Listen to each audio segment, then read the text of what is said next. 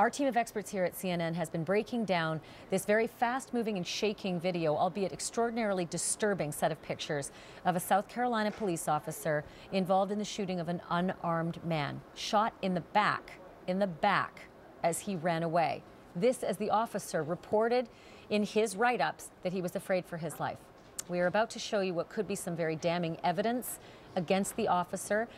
He may have actually intentionally dropped his taser close to the body, perhaps in an effort to boost his claim that there was self-defense, that this person had grabbed his taser as he radioed into dispatch. So let's take a look at this one element. You're going to have to watch very carefully. We have a highlighted picture of his hand as something dark is sort of tossed forward. This is after Walter Scott has been shot. This is after the officer approached Walter Scott on the ground, left Walter Scott to return to where the shooting began, and picked something up. He returned to Walter Scott, and there you see what happened next. Something flies out of his right hand, something long, something that looks dark. It is not for me to guess what that is, because that is terribly unclear video. Dennis Root, if I can bring you in on the issue of both of these officers. There's a second officer who shows up at the scene, and the two of them together are, it seems, processing what's happening. But at the same time, like Joey Jackson just said, not one of them is rendering aid. And yet, their police reports, in fact, several police reports all say the same thing, that CPR was administered and that aid was rendered to this victim. Let's show the video so that in real time our viewers can see exactly what was happening as Mr. Scott lay face down where it is impossible to perform CPR. There you see Officer Slager picking something up off the ground and what appears to be holstering it on his left side. Dennis Root, you know something about holstering of tasers. What does this look like to you with your expertise?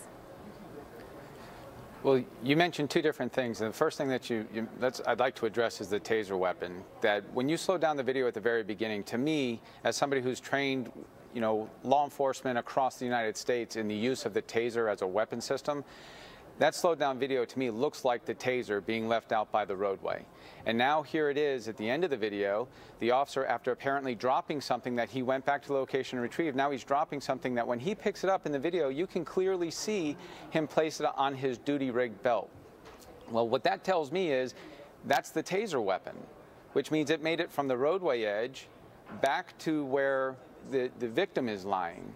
So him picking that up and placing it on his duty belt is really indicative to me that he's picking up a weapon that is supposed to be 25, 30 feet away from him. So that would support... duty belt, tell me about this duty belt, because on the right-hand side you can see his weapon is holstered. Is it typical for officers to have tasers holstered on their left-hand side where he's actually working outside the purview of this camera? Absolutely. Most agencies will require the officer to do cross-draw techniques with the taser so that they don't have weapon confusion.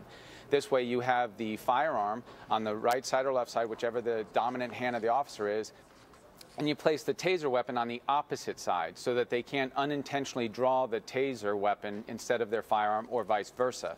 So when I look at the video and I see the firearm on his right hip and he's picking something from the ground and placing it on the left side up front, that would be the common location in which the taser weapon would be carried. And if in all of this comes true, that through the investigation they actually reveal this, it's offensive that he made these efforts.